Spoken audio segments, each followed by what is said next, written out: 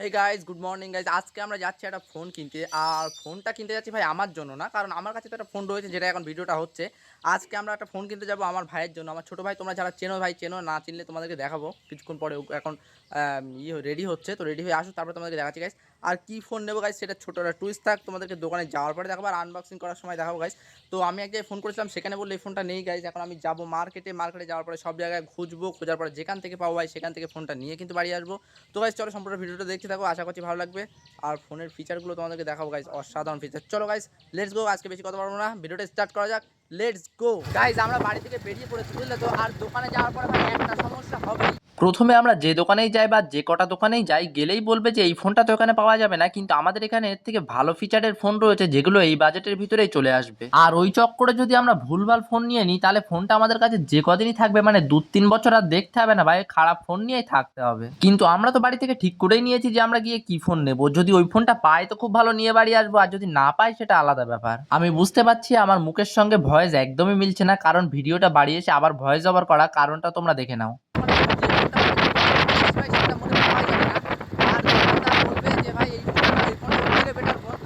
আশা করছি আর কিছু বলতে হবে না, তোমরা বুঝতেই পেরেছো ভয়েস ওভারটা কেন করলাম, কারণ ওইখানে যে ভিডিওটা করেছিলাম সেটা হাওয়ার জন্য একদমই কথাগুলো বোঝা যায়নি। গাইস কটা দোকানে দেখলাম বুঝলে, কিন্তু এখন পর্যন্ত সেই ফোনটা মিল করতে পারলাম না। জানি না কোনো দোকানে পাওয়া যাবে কি আদৌ যাবে না।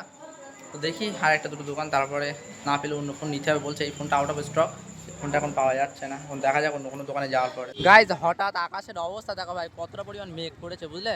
এতক্ষণ রোদ ছিল, কিন্তু হঠাৎ আকাশে প্রচুর পরিমাণ মেঘ, মানে বৃষ্টি আসবে। সেই জন্য আমরা একটু একটু আশ্রয়ের জন্য ওই চালের তলায় আসছি, যেখানে ছাদ রয়েছে। এখানে একটা দোকানও রয়েছে গাইস, ওই দোকানে যাচ্ছি বুঝলে। যে দোকান থেকে একবার ফিরে গেছিলাম, ওই দোকানে আরেকটা ফোন পছন্দ করে এসেছি, যদি ওটা পাই তাহলে ওটাই নেবো। চলো।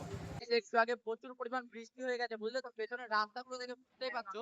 আর এখন সবে বৃষ্টি থামলো, তারপরে কিন্তু সব লোকজন দেখতে পাচ্ছি সবকিছু এখন বাইরে বেরিয়েছে, কিন্তু আকাশে মেঘ এখনো কমেনি।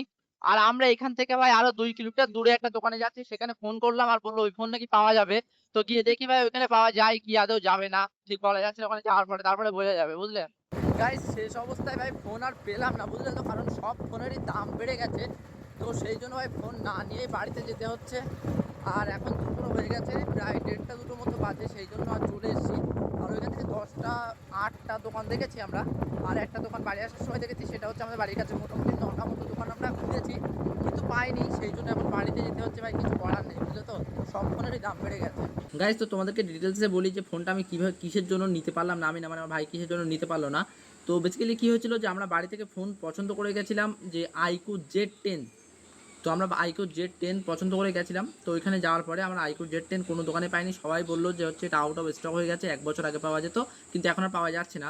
তো তারপরে আমরা ওইখানে দাঁড়িয়ে দাঁড়িয়ে আবার অনলাইন ঘেটে আবার পছন্দ করলাম কি, Infinix note note 40 pro, I think note 40 pro. আমি এখানে স্ক্রিনশট দিয়ে দিচ্ছি, দেখো আমার নামটা এক্স্যাক্টলি মনে নেই। তো ওটা পছন্দ করার পরে ওটাও দেখলাম ভাই আউট অফ স্টক, ওটাও পাওয়া যাচ্ছে না। তারপরে আমরা কি করলাম যে, তারপরে আমরা না মানে আমার ভাই খুঁজলেও অনেকক্ষণ ইউটিউবে খুঁজলো।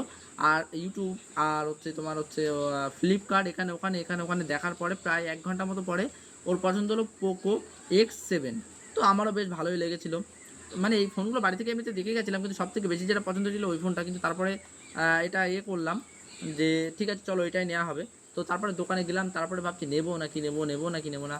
তারপরে ভাবলাম যে থাক আজকে নেবো না, তাহলে বাড়িতে যাই, যদি ওই ফোনটা যদি আবার কখনো আসে তো নেবো, না তো বাড়িতে ভালো করে দেখে কোনো একটা ফোন নেবো।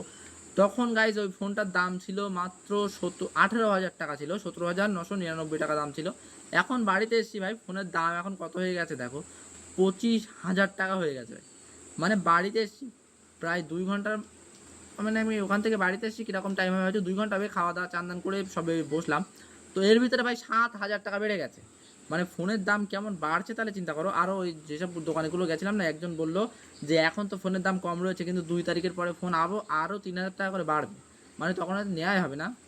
আর সেকেন্ড হ্যান্ড ফোন কিছুটা দেখবো আমি ভাবছিলাম, কিন্তু ভাই বলতে সেকেন্ড হ্যান্ড ফোন নেবেই না, টাকা বেশি লাগলে ওই দামি ফোনই নেবে, মানে নতুন ফোনই নেবে। তার সেই জন্য গাড়ি ফোনটা নেওয়া হয়নি। তো সেই জন্য আমরা বাড়িতে চলে এসেছি। আর হয়তো আবার একদিন যাবো, গিয়ে ফোন একদম কনফার্ম নেবো, কারণ তখন ফোন টোন করে যাবো, নাম্বার টাম্বার সব নিয়ে এসেছি গাইস, সেই দিক থেকে কোনো সমস্যা নেই। তারপরে গাইজ এইরকমই এইটাই হয়েছিল আমাদের সঙ্গে গাইজ, কী আর বলবো, নেওয়ার হলো না। খুব আশা করে গেছিলাম বাড়ি থেকে, কিন্তু নেওয়া আর হয়নি। গাইজ আর একটা কথা ভাই বলতে ভুলে গেছি, এই কথাটা মানে ইয়ার কি মেরেছে না সিরিয়াস বলেছে আমি কিন্তু বুঝতে পারিনি। একজন আমার হাতে আমার এই ফোনটা দেখলো, আর দেখে বলছে কিনা যে ঠিক আছে এখন যে ফোনের দাম, তোমার এই ফোনটা আমাকে তুমি দাও সেকেন্ড হ্যান্ড, তুমি নতুনে যত দামে কিনেছো তার থেকে 2,000 টাকা বেশি দিয়ে তোমার থেকে এই ফোনটা নিয়ে নেবো। জানি না ভাই ইয়ার কি মারলো নাকি সিরিয়াস বললো, কিন্তু দাদার গাল দিয়ে একটু মদের গন্ধ পাচ্ছিলাম, ব্যাস আর কিছুই না। তারপরে আমি দাদাকে বললাম, দাদা সিরিয়াস বলছো, তাহলে আমি তার বাড়ি থেকে বিল বক্স নিয়ে আসবো। না না, আমি বললাম যে আমার ফোনটা তাহলে তুমি নিয়ে নাও, নিয়ে দাও, আমার 20,000 টাকা দাও, আমার ফোনটা 18,000 টাকা পড়েছিল। বলছে না তুমি বিল বক্স নিয়ে এসো, বিল বক্স নিয়ে আসলে তারপরে দেবো। আমি বলছি দাদা ততক্ষণে তোমার নেশা কেটে যাবে, বুঝলে তো, তখন 2,000 টাকা না বুঝুন, তুমি আমার কাছে 10,000 টাকা কম দেবো এখনই ফোনে বলে চলে এসেছিলাম। মানে দাদাটার গাল দিয়ে মদের গন্ধ বেরোচ্ছিল, বুঝলে আমার মনে হচ্ছে মদ ফদ খেয়ে ভুল বক ছিল।